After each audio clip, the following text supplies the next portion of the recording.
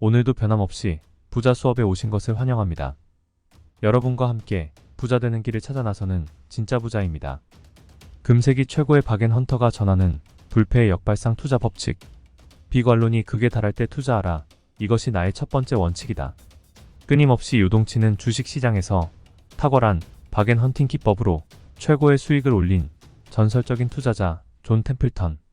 혼란과 공포로 얼룩진 주식시장에서 최고의 기회를 노려라. 20세기 최고의 주식 투자자 존 템플턴의 성공 투자 비법이 담긴 주식 투자 교과서. 오늘 소개할 책은 존 템플턴의 가치 투자 전략입니다.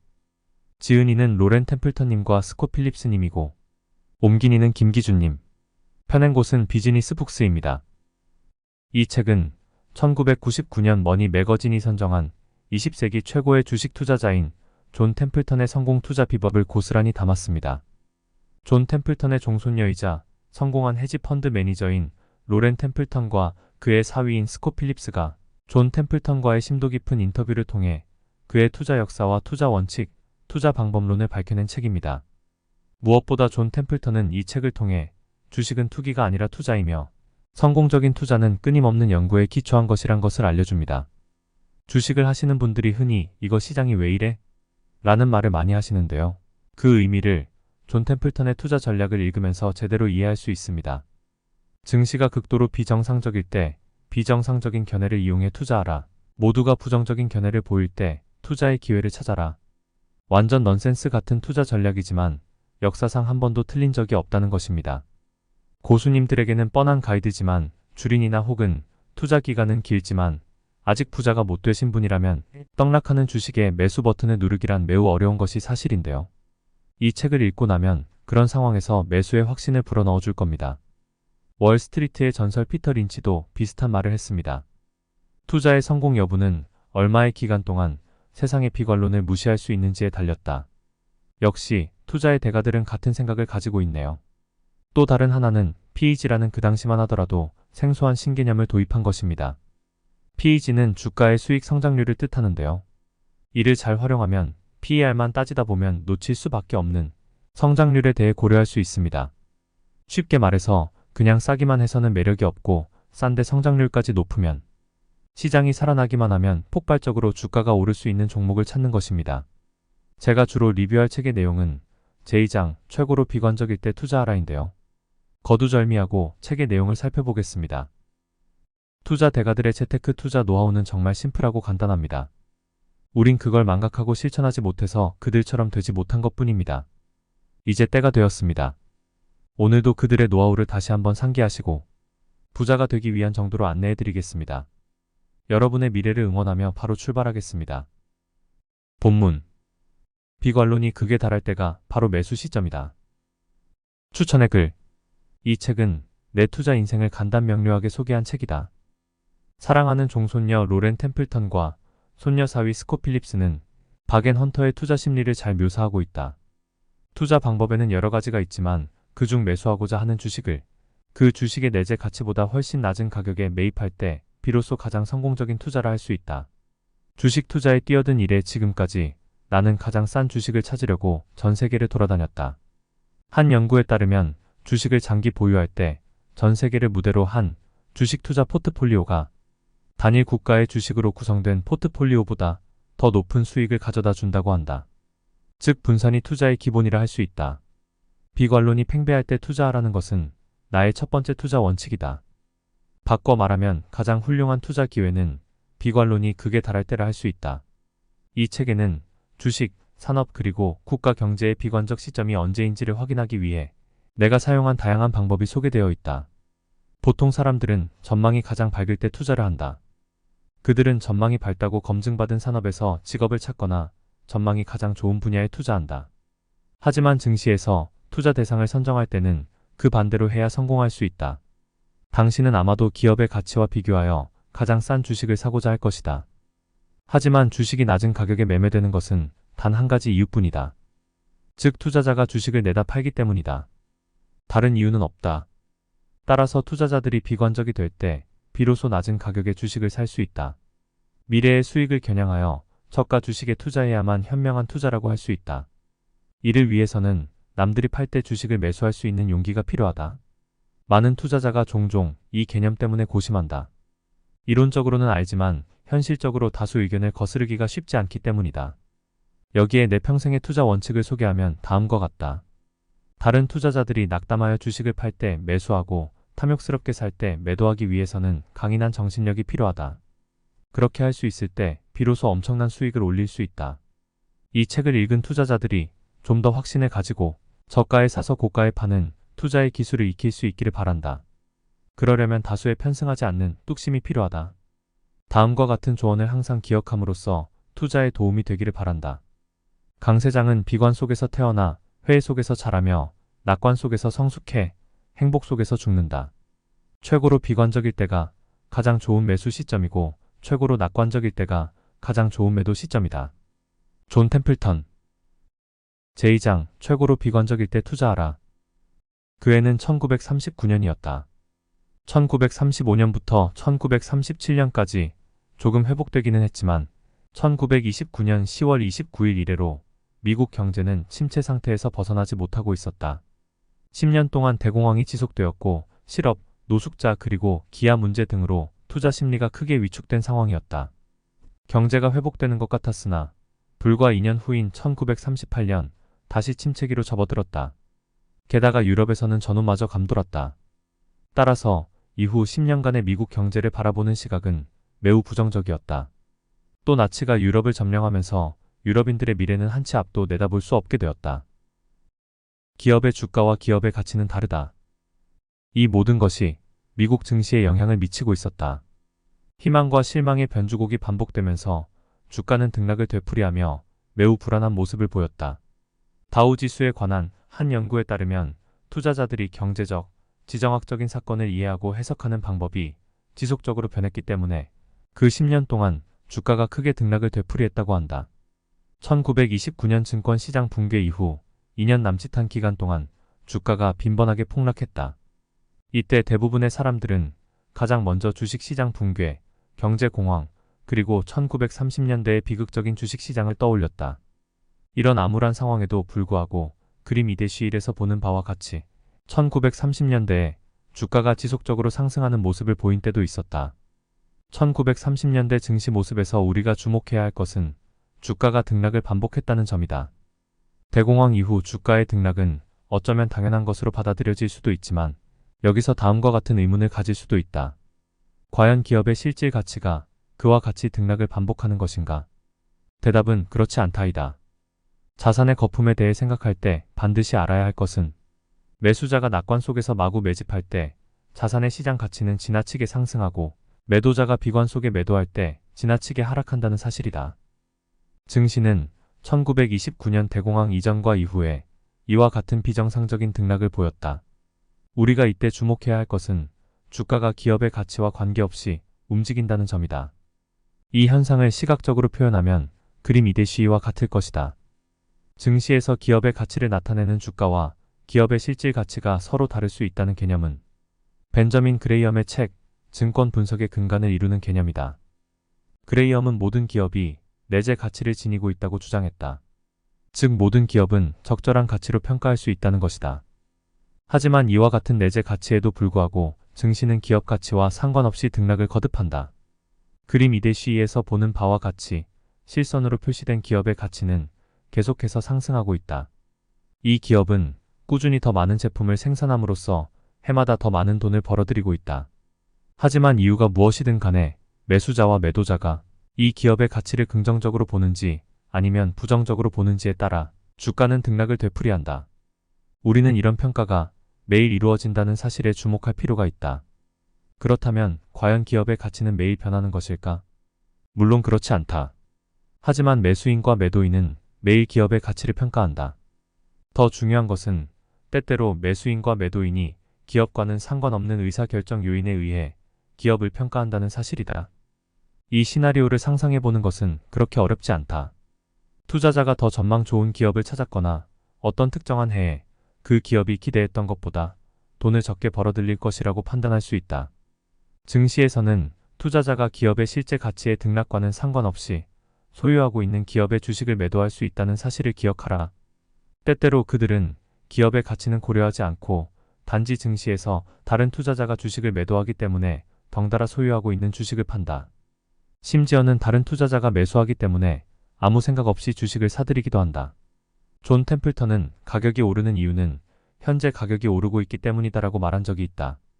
주가가 기업의 실제 가치를 항상 정확하게 반영한다고 믿는다면 주식을 사는 것보다 그 돈으로 디즈니랜드에 가서 즐기는 게 훨씬 나을 것이다.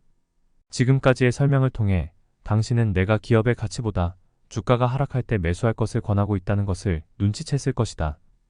간단한 예로 A라는 기업은 공장, 재고, 완제품 그리고 자재 등을 포함해 모두 100달러의 가치를 가지고 있지만 주가는 75달러일 수 있다. 또는 현재 이 기업의 가치가 100달러이고 주가가 100달러에 매매되고 있지만 몇 년 내에 상황이 호전되어 주식이 200달러가 될지도 모른다고 기대할 수 있다. 어느 경우든 주식을 사서 자신이 예상했던 상황을 기다리면 된다. 가치 투자의 핵심은 기업의 가치보다 더 적은 돈을 주고 주식을 매수하는 것이다. 앞으로 살펴볼 여러 과정을 통해 당신도 이와 같은 결론에 도달하게 될 것이다. 이때 가장 중요한 것은 이 전략이 주식, 부동산, 예술품, 그리고 우표 등 품목과 상관없이 모든 투자 영역에 적용될 수 있다는 점이다. 어떤 경우가 되었든 자산의 실제 가치와 시장 가격 사이에 존재하는 차이를 찾아내는 것이 중요하다. 가격과 가치 사이에는 큰 차이가 날 수 있다는 사실을 기억하라. 자산을 그것의 가치보다 낮은 금액에 구입하는 것이 핵심이다. 다음 임무를 성공적으로 수행한다면 당신은 바겐헌터 클럽에 가입할 수 있을 것이다. 가장 매력 없는 주식이 가장 매력적인 사냥감이다. 존 템플턴은 1937년 자신이 투자 회사를 차리게 된 계기가 일찍부터 주가와 그 주식의 실제 가치가 크게 다를 수 있다는 사실을 간파했기 때문이라고 말한 적이 있다. 그는 주식과 기업이 각각 별개라는 것을 잘 알고 있었다. 물론 주가와 기업의 가치가 다르다는 것은 일반적인 통념이다. 많은 사람들이 그것을 알고 있다고 말하지만 경험 많은 투자자조차 기업과 주식을 혼동하곤 한다. 주식 중개인이나 애널리스트, 그리고 스스로를 전문가라고 자처하는 사람들조차 TV나 전화 상담을 할 때 연구 보고서나 블로그에 올린 글에서 또는 칵테일 파티에서 종종 그 둘을 혼동해서 말하곤 한다. 그들을 자세히 관찰해보면 주가와 그 주식에 관련된 기업 가치와 미래의 수익이 훨씬 더 중요한 고려사항임에도 불구하고 그들은 단지 기업에 대해서만 이야기한다. 그 이유는 사람들이 지식을 공유하고 이야기하는 것을 선천적으로 좋아하기 때문이다. 기업에 대해서 말하기는 쉽다. 예를 들어 나는 이 기업에 투자했다. 이 기업은 조만간 신발 사업에 재투자할 것이다와 같은 정보에 대해서 쉽게 말할 수 있다. 이 같은 말은 일상생활에서 쉽게 들을 수 있는 이야기다. 하지만 이런 말은 우리로 하여금 과대평가된 주식을 사게 만들고 이런 이야기를 퍼뜨리는 주식 중개인에게 수수료를 지불하게 한다. 그래서 종종 허황되고 투자자의 마음을 흔드는 유언비어에 휘말려 큰 낭패를 보는 경우가 생긴다. 물론 소문을 만들어내는 애널리스트나 그런 소문을 퍼뜨리는 주식 중개인이 꼭 속이려고 이런 이야기를 하는 것은 아닐 것이다. 어쩌면 단지 영업사원들의 구매 권유와 비슷한 것이라고도 할 수 있다. 상사는 영업사원들에게 투자자가 관심을 가질 만한 것들에 대해 이야기하라고 부추긴다. 관심을 끄는 기업에 관한 이야기나 미래에 대한 전망 등이 투자 결정 과정에서 가장 중요한 기업에 관한 통계, 비율, 차료, 기업의 공정한 가치 계산보다 훨씬 더 흥미를 끄는 것은 사실이다. 월스트리트의 주식 중개인들은 다수의 투자자들이 실제로 요구하는 정보, 즉 향후 3개월에서 1년 내 기업 전망에 대한 신뢰할 수 있는 정보를 제공한다. 투자자의 흥미를 끄는 이러한 이야기들은 주가를 끌어올릴 수도 있고 끌어내릴 수도 있다. 바겐헌터들은 소문을 이웃에게 들었든 이발소에서 들었든 아니면 월스트리트에서 가장 능력 있는 애널리스트에게서 들었든 결코 소문에 의거한 원스톱 투자 전략을 채택해서는 안 된다. 바겐헌터라면 주가가 기업의 가치보다 현저하게 낮은지 아닌지에 대해 스스로의 평가에 의존해야 한다. 그것이 망망대해를 떠도는 배를 지켜주는 유일한 등대이자 나침반이다. 기업에 대한 소문만 믿고 주식을 매수하는 것은 그리스 신화에 나오는 사이렌이 당신의 해안의 암초로 유인하는 것과 같다. 이것은 화재주를 식별해내고 화재주 매매를 피할 수 있는 방법을 도출하기 위한 유용한 질문을 제공한다. 이 경우 숫자는 거짓말하지 않는다. 주가를 주당 매출액과 주당 수익, 주당 장부 가치 등으로 나눈 수치를 살펴보면 쉽게 알 수 있다. 이 수치들이 동종의 다른 기업의 수치나 관련 증시의 지수보다 높으면 지나치게 인기 있는 주식일 가능성이 높다. 단순히 우리 말만 전적으로 믿지 말고 지난 50여 년간 수행된 많은 연구 결과를 살펴보라. 그 결과에 따르면 주가 대 매출의 비율, 주가 대 수익의 비율, 또는 주가 대 장부 가치의 비율이 높은 주식은 장기적으로 나쁜 투자 대상임이 판명되었다. 이 사실은 이미 알려져 있으므로 여기서 다시 언급하는 것은 시간 낭비다. 종종 이런 인기 있는 주식들은 증시에서 가장 비싸게 거래된다. 즉, 당신이 증시에 상장된 모든 기업들을 주가 대 매출의 비율, 주가 대 수익의 비율, 또는 주가 대 장부 가치 비율의 순서대로 나열한다면 그 비율이 높은 주식들이 대부분 증시에서 가장 인기 있는 주식들일 것이다. 연구에 따르면 이러한 주식들은 매수해봐야 시장 평균 이하의 수익을 올리는 것으로 나타났다. 한동안은 수익을 올리는 듯 보이지만 결국 큰 손실을 입게 된다. 이런 사실을 간파했으면서 왜 화재주를 매수하려 하는가? 더 이상 이런 주식을 살 이유는 없다. 장기간에 걸쳐 시장 평균 수익보다 더 높은 수익을 올리는 것은 쉽지 않다. 수익을 올리기 위해서는 가격이 하락할 것이 분명한 주식을 매수하지 않는 것이 중요하다. 단순히 이러한 주식들을 사지만 않아도 수익을 올릴 가능성이 높아진다. 이와 같이 비율이 높은 주식이 전망이 가장 밝다고 알려진 기업의 주식이라는 사실은 우연의 일치가 아니다.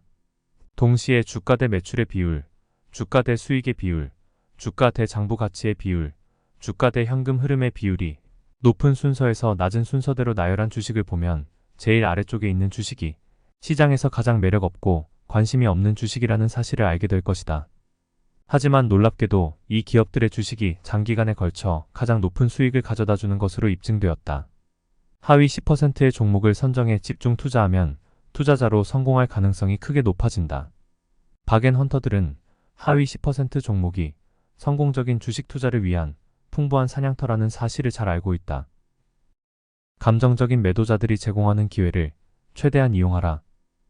주식이 저가인지 적절한 가격인지 확인하기 위해서는 그 기업에 대한 정보가 필요하다. 그래야 그 사업에 대해 정확히 이해할 수 있고 경쟁 업체와 비교하여 그 기업의 실적을 평가할 수 있으며 그 주식이 왜 인기가 없는지 알 수 있다. 주식 중개인들의 연구 보고서를 잘 살펴보면 종종 사실에 근거한 기본 정보가 포함되어 있음을 알 수 있다. 존 템플턴은 해당 기업, 그 기업의 경쟁 업체, 그 기업이 속해 있는 산업 등에 관한 정보를 입수하기 위해 주식 중개인들의 보고서를 읽곤 했다. 연구 보고서에 소개된 정보를 활용할 때는 항상 존 템플턴의 다음 조언을 기억하라. 이미 당신이 알고 있는 정보는 주가에 반영되어 있다. 절대 이 정보를 혼자만 알고 있다고 착각하지 마라. 기업의 가치와 주가가 별개라는 논의는 이제 그만하고 다음 사실, 즉 주가의 변화가 기업의 가치와 전혀 관계가 없는 것이 아니라는 점을 짚고 넘어가자. 기업의 가치도 시간이 지나면서 변할 수 있다. 어떤 경우에는 짧은 기간에 바뀌기도 한다. 만약 당신이 운영하는 회사가 자동차에 장착하는 긴 무선 안테나를 만드는 회사라면 헨리 포드가 조립 라인에서 모델 T를 새롭게 출시하는 날, 기업의 가치는 빠르게 변할 것이다. 왜냐하면 회사의 기존 제품이 쓸모 없어졌기 때문이다. 또 부채가 많고 은행에서 더 이상 대출을 해주지 않기로 결정한다면 기업의 가치는 급변할 것이다.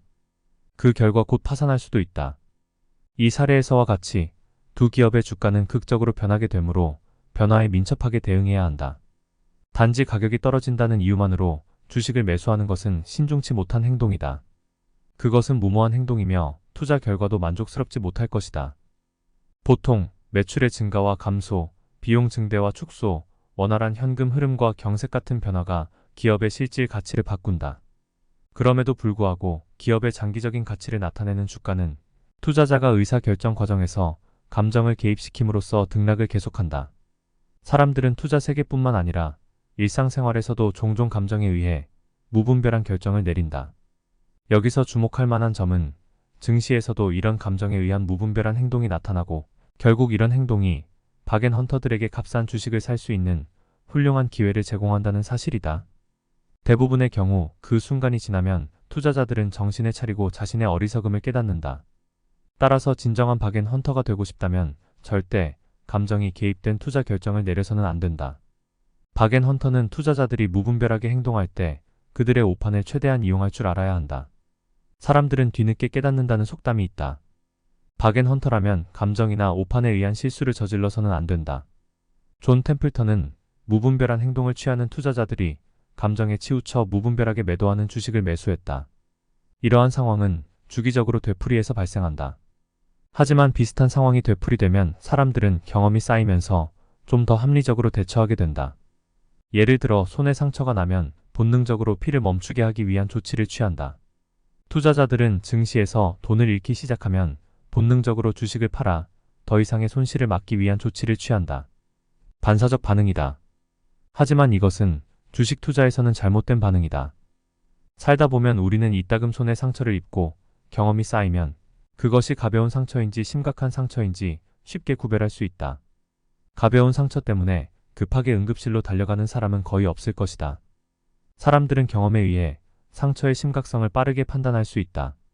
이와는 달리 주식을 능숙하게 다룰 수 있을 정도로 경험이 풍부한 투자자는 그리 많지 않다.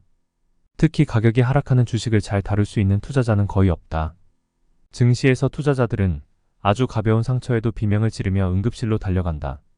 일부 투자자들은 심각한 상처가 날 때까지 상처를 입을 수 있다는 가능성조차 감지하지 못한다. 그들은 정말 중요한 요인인 주가보다는 단순히 눈에 보이는 것에만 과잉 반응을 하고 일시적인 금전적 손실에 관심을 집중한다. 투자자들이 악재의 과민 반응을 보이며 보유 주식을 투매하게 되면 당신이 매수할 수 있는 저가 주식의 양은 증가하게 된다. 이 주식들이야말로 박앤헌터의 목표가 된다. 박앤헌터들은 감정적인 매도자들이 제공하는 기회를 최대한 이용할 줄 안다. 이와 비슷한 사례로 기업의 실질 가치의 기준을 두고 투자하는 대신 뉴스나 단편적인 정보에 따라 투자하는 투자자가 존재하는 것도 박앤헌터들에게는 유리하다. 여기서 중요한 것은 이렇게 잘못 인도된 투자자가 시장에 적지 않게 존재한다는 사실이다. 바꿔 말하면 그들은 당신에게 저가 주식 매입의 기회를 제공하며 높은 수익을 기대할 수 있게 한다. 존 템플턴은 농담조로 우리 모두가 이 투자자들을 도와야 한다라고 말한 적이 있다.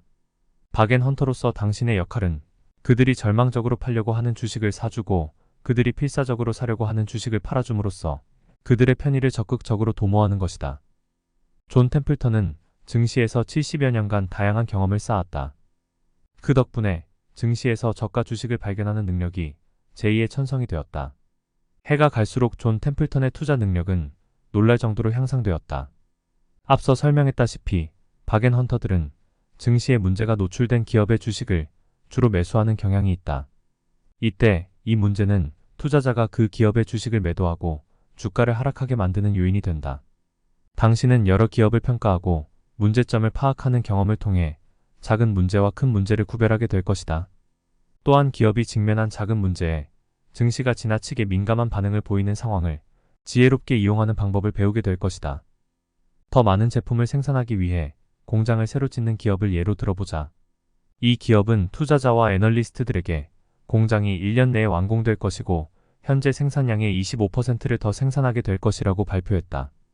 애널리스트들은 다음 해에 새 공장으로 인해 매출과 수익이 증대할 것이라 예상했다. 하지만 이 기업은 불행히도 공장 건설이 처음 계획보다 6개월 정도 늦어지게 되었다고 발표했다. 결국 애널리스트들은 매출과 수익 예상 금액을 줄이게 되고 공장 지연 소식을 발표한 이후 주가는 불과 몇 주 만에 30%나 하락하게 되어 주식 보유자들은 주식을 처분하게 된다. 여기에서 드는 의문은 과연 이 문제가 일시적이고 단기간 내에 해결될 것인가 하는 점이다. 그에 대한 대답이 그렇다이면 과민 반응을 일으키는 이 작은 문제를 적극적으로 이용해야 한다. 주식 장기 보유자에게는 그 기업의 가치가 30% 하락한 것이 아니기 때문이다. 새로운 매출이 발생하기까지 조금만 더 기다리면 된다. 기업이 겪는 일시적 문제가 주가에 미치는 큰 변화를 적극 이용하는 것이 박앤헌터에게는 가장 기본적인 전술이라 할 수 있다. 증시의 역사를 보면 현명한 투자의 길이 보인다. 증시의 역사를 이해하는 것은 투자자에게 큰 자산이 된다. 물론 똑같은 상황이 반복되는 것은 아니지만 증시에 투자하는 투자자의 반응은 전형적이고 예측 가능하기 때문이다. 과거 증시의 역사를 보면 투자자가 예상치 못한 정보나 보도에 과민 반응을 보였다는 사실을 알 수 있다. 그들은 항상 그래왔고 또 앞으로도 그럴 것이다. 이러한 사실을 이해함으로써 박앤헌터는 예상치 못한 정보나 보도가 있을 때 저렴하게 주식을 매집할 수 있다. 그리고 박앤헌터는 이러한 기회가 왔을 때 즉각적인 조치를 취할 수 있도록 예상 밖의 정보나 보도를 항상 기대하고 갈망한다. 주식을 광적으로 매도하는 놀라운 모습을 보는 것은 박앤헌터에게 꿈 같은 일이다. 오랜 경험, 경기, 그리고 누적된 정보에도 불구하고 존 템플턴은 실제로 초기 투자 행태를 유심히 관찰한 후에 비로소 투자를 시작했다. 이러한 유형의 무분별한 행동이 증시에서 계속 반복되고 있으며 박앤헌터에게 훌륭한 기회를 제공하고 있다는 사실을 아는 투자자라면 이미 다른 투자자보다 유리한 고지를 선점한 셈이다. 때로는 이렇게 변덕스러운 시장의 움직임을 좀 더 단순한 방법으로 생각해 볼 필요가 있다.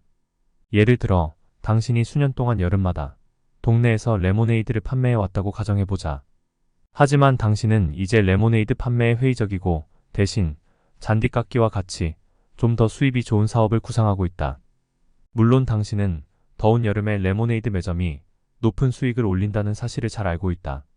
여름이 끝날 무렵이면 $200 정도의 매출을 올릴 수 있을 것이다. 모든 자본가들도 여기서부터 시작한다. 당신은 매년 여름 레모네이드를 마시기 위해 들르는 수많은 고객을 확보하고 있고 그들은 매점이 없어진다면 분명 실망할 것이라고 생각한다. 그래서 레모네이드 매점을 당신의 친구에게 매도할 계획을 세운다. 매점과 레모네이드 분말과 증류수 병을 함께 팔 수도 있을 것이다. 충성스런 고객 덕분에 금방 돈을 벌 수 있을 것이라고 약속했기 때문에 당신은 친구에게 원가보다 더 많은 돈을 지불하도록 설득할 수 있다. 당신이 레모네이드 매점 매수를 제안했을 때 친구는 이렇게 말한다. 난 레모네이드를 좋아해. 그동안 저축해 놓은 돈이 좀 있으니 자네 매점을 인수하겠네. 난 큰 돈을 벌게 될 거야. 레모네이드 매점에 $100를 지불하겠네. 매도에 조금 자신감이 붙은 당신은 돈을 좀 더 받을 요량으로 다음과 같이 제안할 수 있다. 매점을 매수하기 전에 이번 주 토요일에 내가 매점 운영하는 모습을 한번 보는 게 어떻겠나. 내 고객도 자네에게 소개해주겠네. 그러다 보면 금방 사업에 대한 감각도 익히게 될 걸세. 그리고 자네가 사려는 것이 무엇인지 더 잘 알게 될 것이네. 협상이 원만하게 이루어지고 당신과 친구는 돌아오는 토요일에 만나기로 약속한다. 한편 이런 사실을 자랑하고 싶어 하는 당신의 친구는 학교에 가서 자기 친구들에게 주말에 매입할 레모네이드 매점에 대해 자랑을 한다. 그들은 모두 레모네이드 주스를 좋아하며 매점에 관심을 갖게 된다. 흥분한 그들은 토요일에 매점에 들러 상황을 보고 $100 이상을 제안할 그들 나름대로의 계획을 세운다. 마침내 토요일이 되자 예상대로 당신의 친구가 모습을 드러낸다. 그날은 평소보다 약간 춥고 날씨가 흐린 날이다. 친구가 도착한 지 채 5분도 되지 않아 자전거를 탄 젊은이들이 매점을 향해 달려오는 모습이 보인다. 9명의 반 친구들이다. 그들이 매점에 도착할 때쯤 당신의 친구는 자신이 해야 할 임무를 깨닫고 다음과 같이 말한다. 자, 이제 거래를 시작해볼까? 이 레모네이드 매점에 $100를 지불할 사람 있으면 나와봐. 당신이 대답을 하기 위해 입을 벌리기도 전에 친구 한 명이 난 $110를 지불하겠네라고 제안한다. 그러자 또 다른 친구가 난 $120를 내지라고 말한다. 그러자 기다렸다는 듯이 같은 반 여자애가 난 $125를 내겠어라고 말한다. 옆에서 이런 상황을 지켜보고 있던 또 다른 뚱뚱한 친구가 난 $150를 지불하겠네라고 말한다. 당신은 좀 놀라긴 했지만 잠재 구매자가 많아 매우 만족스럽다. 거래를 마무리하기 위해 입을 열려고 하자 갑자기 이상한 일이 발생한다. 매점에 빗방울이 떨어지기 시작한 것이다. 그러자 뚱뚱한 친구가 자전거를 타고 떠날 준비를 한다. 비가 몇 방울 더 떨어지자 $125를 부른 여자애가 옷이 젖는다고 불평을 하며 자전거를 타고 떠나버린다. $120를 제시한 친구는 한동안 잠잠하더니 당신을 보고 비 몇 방울로 두려워할 내가 아니지라고 말하지만 먼 곳에서 천둥 소리가 들리자마자 얼굴이 창백해지며 자전거에 올라탄 다음 떠나버린다. 그 사이에 당신은 물건이 비에 젖지 않도록 방수천으로 매장을 덮기 시작한다. 이제 $110를 제시한 친구와 남아있던 그의 친구 3명은 모여 매장 매수에 관해 다음과 같은 말을 꺼낸다. 지금 막 떠난 여자친구 말이야. 학교에서 항상 A 학점만 받던 친구야. 그러니 그 애는 분명 우리가 모르는 사실을 알고 있을 거야. 그 애가 매입을 안 하고 떠났으니 매장을 매입하는 건 별로 좋은 생각이 아닐 듯해. 또 다른 친구가 말한다. 비 때문에 발이 젖었어. 이 레모네이드 사업은 아무래도 어리석은 생각 같아. 비가 오니 차라리 우산을 파는 게 낫지 않을까? 자, 레모네이드 말고 우산 사업이나 해보자. 그들은 여러 가지 이유를 대며 한꺼번에 매장을 떠난다. $100를 지불하고 매점을 매입하기로 한 마지막 남은 당신의 친구는 비에 흠뻑 젖어 실망한 채 서 있다. 당신은 친구에게 괜찮은지 물어본다. 그는 당신에게 다음과 같이 말한다. 나만 남기고 모두 가버렸어. 어쩌면 아마 그 친구들 생각이 옳을지도 몰라. 내가 잘못 생각한 것 같아. 토요일마다 비가 오면 어떻게 되겠어? 오늘 손님이 한 명도 없었잖아. 이러다간 아무것도 못 팔고 $100만 날리고 말 거야. 난 더 이상 매장을 살 생각이 없어. 너무 위험한 사업이야. 그리고 너도 보았듯이 아무도 레모네이드 매점에 관심을 두지 않잖아. 아마 그들이 맞을 거야. 다음 주 토요일에 날씨가 맑지 않다면 결국 망하고 말 거야. 말을 마친 다음 그는 자전거를 타고 유유히 사라진다. 당신은 그가 떠나는 뒷모습을 물끄러미 쳐다본다.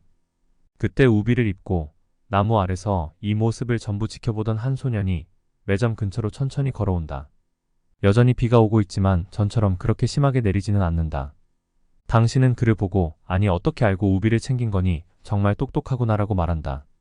그 소년은 미소를 지으며 다음과 같이 말한다. 외출하기 전에는 항상 날씨를 확인하는 습관이 있어. 오늘 아침 일기예보에서 천둥 번개가 친다고 하더라고. 당신은 그 소년이 이런 말을 하며 나타나는 모습을 보고 레모네이드 매장에 관심이 있다는 사실을 어느 정도 알 수 있을 것이다. 어쨌든 그는 여기에 있고 다른 사람들은 다 가버린 상태다. 무슨 말을 해야 할까 고민하던 찰나에 소년이 먼저 말을 꺼낸다. 지난주에 우연히 오늘 레모네이드 매점을 판다는 얘기를 들었어. 그래서 오늘 어떻게 되는지 보러 온 거야. 그는 계속해서 말을 잇는다. 다른 친구들은 모두 떠나고 매장을 살 사람이 없나 보군. 레모네이드 사업을 안 할 거라면 내가 살 수도 있는데 말야. 당신은 좋아, 얼마에 사겠니라고 묻는다. 한동안 침묵을 지키던 소녀는 $50 낼게라고 말한다. 당신은 어이없어 하며 레모네이드 분말과 물값만 해도 $50라고. 그럼 나머지를 그냥 달라는 거야? 라고 반문한다. 그 소녀는 당신을 바라보며 여기 남은 사람은 나뿐인 것 같은데 난 $50면 충분하다고 생각해. 당신은 절대 만족할 수 없겠지만 다음과 같이 말할 수밖에 없을 것이다. 난 팔기를 원하고 남아있는 사람은 너뿐이니 어쩔 수 없이 $50에라도 팔아야겠다. 당신이 돈을 가지러 집에 가야 하느냐고 물으려고 할 때 그는 벌써 낡은 우비 주머니에서 고무밴드로 묶은 돈뭉치를 꺼낸다. 당신은 좀 당황스럽지만 $50를 받고 우비를 입은 그에게 레모네이드 매장 소유권을 넘겨준다. 거래가 성사되고 30초도 되지 않아 한 무리의 소년들이 우산을 들고 나타나 매장을 산 친구에게 레모네이드 매장을 사다니 넌 바보임에 틀림없어. 도대체 무슨 생각으로 그런 거니라고 묻는다. 이 이야기는 증시에서 반복적으로 발생하는 전형적인 사례를 잘 보여준다.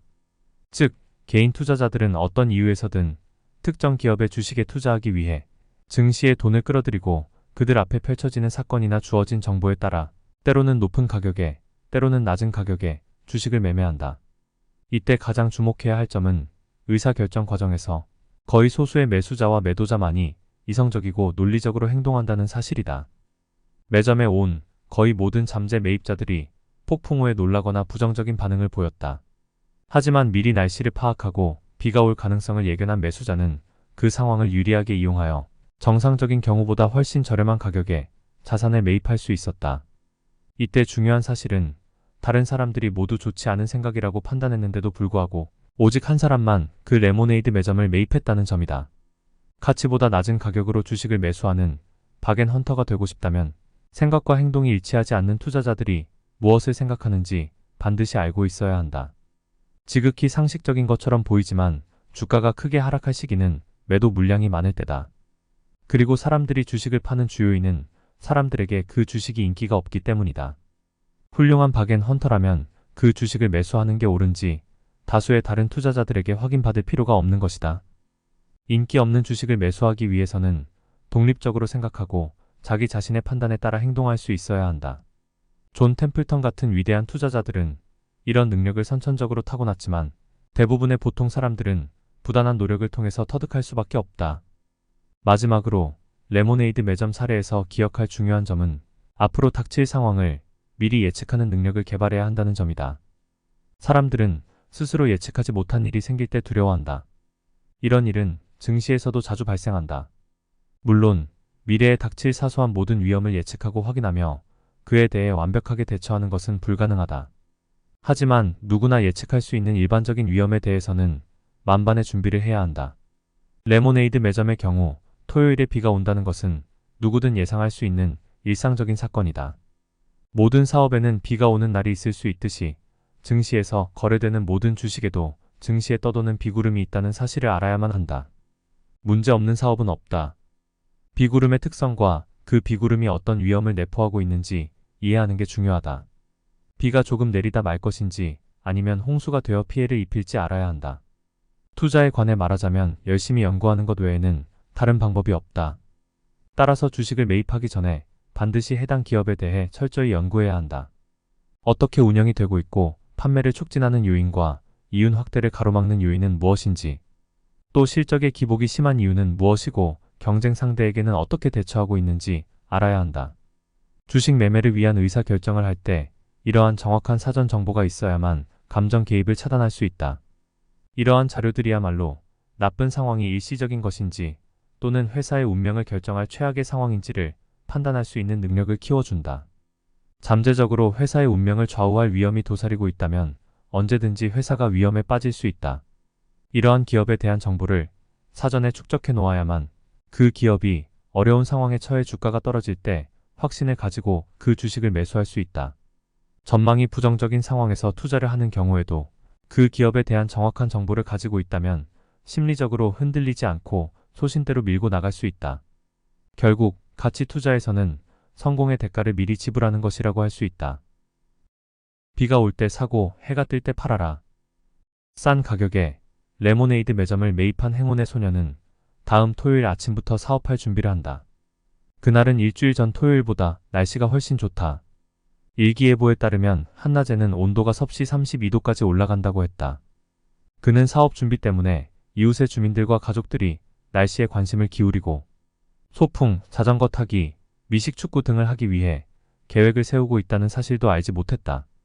매점을 정리하면서 살펴보니 우산을 팔러 다니던 소년들이 이렇게 청명한 날 우산을 가지고 무엇을 할 것인지에 대해 서로 말다툼하는 모습을 볼 수 있었다. 그때 몇몇 사람들이 매점에 들려 약간의 매출을 올려준다. 머지않아 10명 정도가 줄을 선다. 그러자 옆에서 다른 장사를 하던 장사꾼이 장사가 제법 되는데 나한테 100달러에 넘기지 그래 라고 말을 건다. 우산을 팔던 소년 몇 명이 이 모습을 보고 매점 가까이에 자전거를 세운다. 그때 한 소년이 우산을 땅바닥에 내던지고 갑자기 그들 사이에 끼어든다. 그는 잠깐만 우린 120달러를 내겠어 라고 말한다. 이때 장사꾼은 소년이 버린 우산을 집어들고 소년들을 향해 휘두르며 무슨 소리야? 그럼 난 150달러를 내겠어 라고 소리친다. 그러자 그 소년들은 자신들이 200달러에 사겠다고 단정적으로 말한다. 이때 이 젊은 레모네이드 매점 주인은 주위를 둘러보고 더 이상 높은 가격을 부르는 사람이 없자 재빨리 200달러의 제안을 수락한다. 이 젊은 매점 주인은 이번 주 토요일에 큰돈을 벌 수 있었다. 그는 단돈 50달러에 산 매점을 불과 일주일 후에 200달러를 받고 판 것이다. 원래 투자에게 4배를 벌어들인 셈이다. 이때 일주일이라는 기간 동안 레모네이드 매점 가격이 크게 변한 이유를 확인하는 것이 중요하다. 레모네이드 매점의 실질 가치가 4배로 증가한 것일까? 물론 아니다. 변한 게 있다면 그것은 레모네이드 매점의 가치를 보는 투자자의 견해다. 다시 말해서 바뀐 것은 투자 환경과 투자자의 견해다. 이 사례에서 우리는 투자자의 견해가 자산 가치를 결정하는 중요한 요소라는 사실을 알 수 있다. 주가에서 가장 극적인 변동은 종종 자산 가치의 실질적 변화보다는 투자자 견해의 변화에서 비롯된다. 성공적인 바겐 헌터가 되고자 한다면 투자자의 견해를 이용하는 법을 배워야 한다. 그렇게 하기 위한 한 가지 방법은 증시에 비가 올 때 주식을 사고 해가 뜰 때 팔 줄 알아야 한다. 그렇게 하다 보면 대다수의 투자자들이 당신과는 반대로 행동한다는 사실을 알게 될 것이다. 즉, 그들은 주로 해가 뜰 때 주식을 사고 비가 올 때 판다. 그들이 그런 식으로 행동하지 않으면 전망이 좋지 않을 때도 주가는 결코 하락하지 않을 것이다. 단순하고 지극히 상식적인 말처럼 들리지만 바겐 헌터들은 투자자들이 심리적인 요인으로 인해 실제로 그렇게 하기가 쉽지 않다는 사실을 이미 경험한 적이 있을 것이다. 비가 올 때 사고 해가 뜰 때 팔아라. 1939년으로 되돌아가 보자. 당시 미국 경제는 또다시 논란에 휩싸였고 증시는 유럽에서 시작된 전쟁으로 연일 불안한 모습을 보였다. 이로 인해 주가는 지난 12개월 동안 하락세를 면치 못하고 49%나 폭락했다. 여기서 지금까지 언급한 사례들을 잘 생각해보자. 박앤헌터라면 단 12개월 만에 주가가 49%나 폭락했다면 경제 전망을 재고해야 할 것이다. 투자자들은 미국이 대공황 상태로 되돌아가고 있고 나치가 유럽에서 자유를 빼앗고 현대 문명을 파괴할 것이라고 생각했다. 당시 미국 투자자 사이에 조성된 여론은 매우 부정적이었고 그것이 다시 증시에 악영향을 미쳤다. 투자자들은 상황이 더 악화될 것이라는 믿음 때문에 주식을 투매하기 시작했다. 최악의 상황이 닥칠 것이라는 투자자들의 두려움에도 불구하고 존 템플턴은 이 상황을 예의주시한 후 대부분의 투자자들과는 다른 결론을 내렸다. 첫째, 그는 이미 독일과 독일 지도자의 만행을 잘 알고 있었다. 1930년대 초에 떠난 해외여행 중에 독일을 방문했고 그때 베를린 올림픽도 구경할 수 있었다. 그 후 나치가 주변 여러 나라를 공격하고 폴란드까지 침공하면서 유럽을 전쟁의 도가니로 몰아넣자 존 템플턴은 미국도 결국 전쟁에 휘말리게 될 것이라고 예측했다. 이러한 가정하에 그는 미국의 개입으로 전쟁에 참여한 군인들에게 공급할 군수물자 때문에 기업들이 바빠질 것이라고 믿었다. 그리고 존 템플턴은 경제활동이 활발해지면서 장사가 잘 안되던 기업까지도 전쟁의 혜택을 받게 될 것이라고 확신했다. 존 템플턴이 이런 견해를 갖게 된 것은 미국의 남북전쟁이나 제1차 세계대전 같은 전쟁이 발발할 때마다 군수물자에 대한 수요가 증가하는 모습을 보았기 때문이다. 미국 기업들이 정부에서 필요한 금속, 의류, 식품 등의 공급 계약을 체결함에 따라 여러 항구에서 이 상품들의 해상 운송이 이루어지게 되면 전쟁으로 철도 관련 기업들이 혜택을 보게 될 것이 분명했다. 이런 근거에 따라 존 템플턴은 미국 경기 침체와 유럽에서의 전쟁으로 증시가 또 한 차례 폭락할 것이라는 투자자들의 예상에도 불구하고 전쟁으로 경제가 회생할 것이라고 미래를 밝게 전망했다. 이런 측면에서 보면 존 템플턴은 현 상황에 개의치 않고 장기적으로 시장을 내다보는 해안을 가지고 있었다. 이 능력이야말로 성공적인 투자자와 평범한 투자자를 구별하는 중요한 잣대라고 할 수 있다. 모든 계란을 한 바구니에 담지 마라. 당시 대부분의 투자자와 반대되는 견해를 가졌던 존 템플턴은 향후 경제가 호전될 것이라는 믿음 아래 이러한 사실이 아직 주가에 반영되기 전에 주식을 매수한 다음 때가 오기만을 기다렸다. 수년간 수행한 연구와 나치에 대해 직접 얻은 정보, 자유 수호를 위한 미국의 참전 의지와 역사적 전례를 통해 전쟁이 산업에 미치는 분명한 효과를 확신한 존 템플턴은 야심찬 계획을 세웠다. 주식을 사기 위해 돈을 차입하기로 결심한 것이다. 여기서 먼저 알아두어야 할 것은 존 템플턴은 그 당시까지 꾸준히 저축을 해왔기 때문에 자신이 원하는 주식을 매수할 만큼 충분한 돈을 이미 가지고 있었다는 점이다. 하지만 그는 기업가들이 사업을 하면서 규칙적으로 자금을 차입한다는 사실을 염두에 두었다. 이런 관점에서 돈을 빌린다는 것은 의미 있는 일이었다. 즉 소비를 위해 돈을 빌리는 것은 아니기 때문이다. 이런 야심찬 계획을 세운 존 템플턴은 패너 앤드 빈사에 근무할 당시 상사였던 딕 플랫을 찾아가 자신의 생각을 설명한 후 1만 달러를 빌렸다. 당시 미국 증권거래소에서 1달러 이하로 거래되는 주식들을 매집할 심산이었다. 당시 많은 사람들은 존 템플턴이 취한 색다른 투자 전략에 놀랐다. 또 하나, 그는 주가가 1달러 이하인 주식을 매수하면서 여러 종목의 주식을 사는 투자 전략을 구사했다. 이 투자 전략에는 두 가지 중요한 투자 아이디어가 내포되어 있다. 첫째, 존 템플턴의 펀더멘털 이론에 따르면 아무리 사업이 잘 안 되는 기업이라도 전쟁에 의한 경제 회복으로 혜택을 받게 된다는 것이다. 존 템플턴이 관심을 가진 기업들은 아주 평범했지만 모두 문제가 있었고 경기가 회복되지 않으면 전망이 별로 없는 기업들이었다.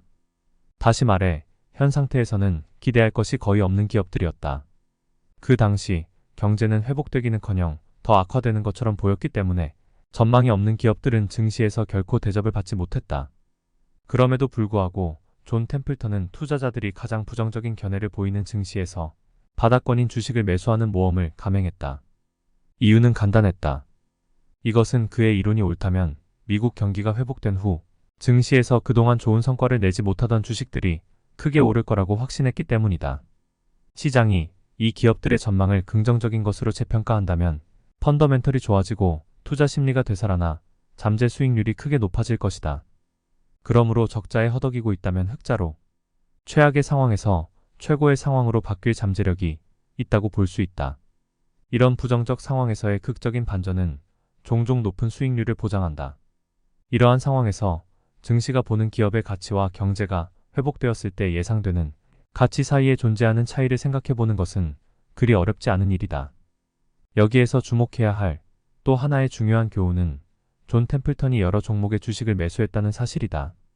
특정한 몇 개 종목을 사는 게 아니라 여러 종목을 매수함으로써 위험을 분산했다. 존 템플턴은 확률에 대해 잘 알고 있었다. 그리고 투자에 관한 자신의 아이디어를 거의 확률에 입각해서 이야기했다. 분산 투자를 했다는 것은 존 템플턴의 투자가 항상 성공적인 것만은 아니었다는 사실을 간접적으로 인정한 것이라고도 볼 수 있다. 어쨌든 그는 자신이 선정한 많은 종목 중에 실패할 종목도 있을 거라고 판단했기 때문에 위험을 최대한 분산하고자 했다. 실제로 이 거래에서 존 템플턴이 주식을 매수한 104개 기업 중 37개 기업은 이미 파산 상태였다. 그는 모든 계란을 한 바구니에 담는 대신 여러 바구니에 나누어 담아야 한다는 사실을 누구보다 잘 알고 있었다. 내가 뮤추얼 펀드 매니저로 일하는 동안 존 템플턴은 나에게 분산의 중요성에 대해 자주 이야기했다. 그는 다른 투자자들의 돈을 관리할 때도 분산 투자의 원칙을 고수했다. 그러나 나중에 언급하겠지만 펀드 매니저로서 다른 투자자들의 돈을 관리하던 일에서 은퇴한 후 자신의 돈으로 직접 투자를 할 때는 특정한 몇몇 종목에 집중 투자하는 것을 두려워하지 않았다. 여기서 한 가지 짚고 넘어갈 부분은 존 템플턴이 말하는 분산의 의미는 상황에 따라 조금씩 변했다는 사실이다. 그는 템플턴 펀드를 관리하는 동안 분산을 말할 때 어떤 때는 수백 주를 소유해야 한다고 말하다가 어떤 때는 10주 이상을 소유해서는 안 된다고 말하기도 했다. 어쨌든 존 템플턴은 다수의 투자자들이 여러 종목에 분산 투자함으로써 위험을 최소화할 수 있다고 조언했다. 고수익을 올릴 최고의 기회를 잡아라. 존 템플턴의 타이밍은 완벽했다. 기록에 따르면 그 나름대로의 국제 정세 전망에 의거한 첫 번째 투자는 그에게 상당한 수익을 가져다 주었다. 그의 예상대로 유럽 전쟁은 제2차 세계대전으로 확대되었고 미국이 참전했으며 군수물자의 수요는 급증했다. 이 덕분에 존 템플턴은 1년 안에 빌린 돈을 전부 갚을 수 있었다. 이후 수년간에 걸쳐 존 템플턴은 투자한 1만 달러를 4만 달러로 불렸다. 그동안 그가 매수한 104개 종목의 주식 중에서 4개 종목만 수익이 없었다. 존 템플턴은 이 주식들을 평균 4년 정도 보유했다. 그가 평생 동안 보여준 평균 주식 보유 기간은 5년 이상이었다. 존 템플턴이 파산 상태에 있거나 파산 가능성이 높은 기업의 주식을 매수한 사실에서 유추할 수 있듯이 그의 전략은 크게 두 가지로 나눌 수 있다. 즉 그는 가장 높은 수익을 올릴 수 있는 기업에 투자하기를 원했다. 그리고 정부가 세금 명목으로 수익의 대부분을 가져가 버릴 것 같은 기업은 피했다. 존 템플턴이 주식을 매수할 당시 미국이 아직 참전을 하지 않은 상태였고 높은 수익을 올리는 기업에 높은 세율을 적용하는 세법도 없었기 때문에 그의 통찰력은 매우 놀랍다고 할 수 있다. 하지만 존 템플턴은 역사 공부를 통해 미국 정부가 과거에 이와 같은 전시 과세 제도를 시행했다는 사실을 이미 알고 있었다. 제1차 세계대전 동안 미국 정부는 높은 수익을 올리고 있던 기업에 높은 세금을 부과했다. 박앤헌터들은 투자를 하기에 앞서 역사의 중요성을 인식해야 한다. 이 경우 존 템플턴이 우량 기업의 주식을 매수했다면 수익률은 기대 이하였을 것이 분명하다. 주식 언제 사고 언제 팔아야 하는가? 존 템플턴은 1939년에 매수하여 평균 4년 동안 보유한 후 주가가 너무 올라 더 이상 상승하지 않을 것이라는 판단이 섰을 때 비로소 매도했다. 주가가 너무 올라 더 이상 가격에 매력이 없자 그의 기본적인 투자 원칙에 따라 매도한 것이다. 존 템플턴은 이 투자를 통해 엄청난 수익을 올렸음에도 불구하고 자신이 한 가지 실수를 저질렀다고 고백했다. 매도 시기를 좀 늦췄어야 했는데 너무 빨리 팔았다는 것이다. 그럼 이제 이 장에서 언급된 가장 중요한 교훈들을 다시 한번 되짚어보자. 첫째, 금융 관련 신문을 읽거나 전문 투자자가 출연하는 TV 프로그램을 보면 증시의 변동성에 대해 부정적인 견해를 가진 사람들이 많다는 사실을 알 수 있다. 하지만 지금까지 살펴본 바와 같이 변동성이야말로 주식을 저렴하게 매입할 수 있는 기회를 제공해주는 가장 중요한 요소다. 변동성이 크면 클수록 저렴한 주식을 찾을 수 있는 기회는 더 많아진다. 당신이 저렴한 주식을 매수하는 투자자라면 변동성은 당신의 친구이고 당신이 인기 있는 주식을 매수하는 투자자라면 변동성은 당신의 적이다. 둘째, 증시의 부정적인 시각이 팽배해 있고 기업의 가치와 주가가 많이 다르다면 박앤헌터에게는 절호의 기회다. 기업의 가치에 비해 주가가 낮은 것은 주식이 헐값에 매도된다는 의미고 이 경우 주가는 더 떨어질 수 있다. 투자자들은 주식이 인기가 없을 때 시장에 내다 판다. 주식은 기업이 문제에 봉착했고 그 사실이 일반에게 알려졌을 때 인기가 없어진다. 당신이 박앤헌터라면 문제가 무엇인지 정확히 파악하고 기업에 끼치는 영향을 면밀하게 조사해야 한다. 실제로 모든 기업들은 다양한 문제에 직면한다. 일부 기업들은 이 문제들을 잘 해결해 나가는 데 반해 또 다른 기업들은 해결하기 힘든 난관에 봉착하기도 한다. 이때 일시적인 문제로 어려움을 겪는 기업들이 최상의 투자 기회를 제공한다. 근시안적으로 주식을 사고 파는 사람들은 일시적인 상황 변화에도 쉽게 당황하고 매도하기 때문이다. 현명한 투자자라면 기업이 수익을 내고 유지되고 있다면 경영을 계속할 수 있는 존재로 생각해야 한다. 당신이 기업을 이런 존재로 생각하고 기업의 미래에 대해 확신을 갖고 있다면 한 분기의 수익이 적자라고 해서 누군가가 매도하는 주식을 그냥 두지는 않을 것이다. 이러한 상황은 항상 발생하기 때문에 인내심을 가지고 기다리는 박앤헌터에게는 언제나 수익 창출의 기회가 찾아온다. 마지막으로 박앤헌터로서 당신의 잠재 수익은 주식시장을 얼마나 비관적으로 바라보느냐로 결정된다. 전망이 나쁘면 나쁠수록 수익률은 더 높다. 최고로 비관적일 때 투자를 하라는 이유가 바로 여기에 있다. 그리고 주식과 관련된 상황이 변할 때 큰 수익을 올릴 수 있는 기회가 만들어진다. 이를 달리 생각하면 증시가 극도로 비정상적일 때 이 비정상적인 견해를 이용해 투자해야 한다. 물론 이러한 사고방식이 반직관적이라 생각할 수도 있다. 인간의 본능은 항상 최선의 것만을 추구하려고 하기 때문이다. 하지만 박앤헌터로서 당신은 부정적인 견해를 야기하는 상황이 일시적이면서도 가장 비관적인 종목들을 찾아 나서야 한다. 존 템플턴은 항상 다음과 같이 말했다. 투자자들은 항상 나에게 전망이 좋은 주식이 어떤 것이냐고 묻는다. 하지만 이것은 잘못된 질문이다. 바람직한 질문은 가장 전망이 좋지 않은 주식이 무엇이냐고 묻는 것이다. 오늘 준비한 내용은 여기까지입니다. 부자가 되기 위한 재테크 방법은 단 한 가지만은 아닙니다. 여러분의 소중한 의견을 남겨주셔서 건설적인 토론의 장이 되었으면 합니다. 한두 번 듣고 잘 실천했다면 이미 부자가 되어 있겠죠. 그러니 시간 나실 때 여러 번 듣고 체화하셔서 꼭 부자 되시기 바랍니다. 그리고 책을 매수하셔서 더 깊게 읽어보시고 자기 것으로 만드시면 더 큰 부를 얻으실 겁니다. 마지막으로 구독, 좋아요, 알림 설정해주시면 투자해놓은 부동산과 집이 최고가를 갱신하고 주식에서 물린 종목 떡상하며 계좌가 붉게 불타오르고 가상화폐 역시 떡상하여 최고급 차 한 대 사실 겁니다. 저는 다음에 더 좋은 영상으로 찾아뵙겠습니다. 진짜부자 채널과 함께 진짜 부자 되세요.